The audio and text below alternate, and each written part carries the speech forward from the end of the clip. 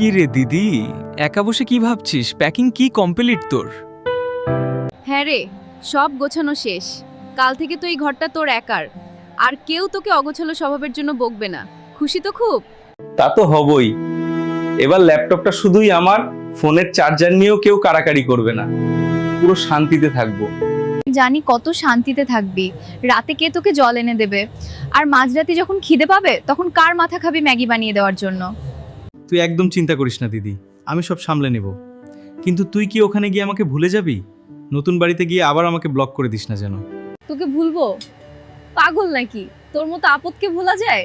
শোন, আলমারির একদম উপরের তাকে তোর জন্য খাম রাখা আছে। ওটাতে কিছু টাকা আছে তোর ওই গিটারটা কেনার জন্য। হাত খরচ বাঁচিয়ে জমিয়েছিলাম। দিদি, তুই কেন এসব করতে গেলি? তুই পাশে থাকলেই তো হতো। তুই যাওয়ার পর আমি ঝগড়া করবো কার সাথে?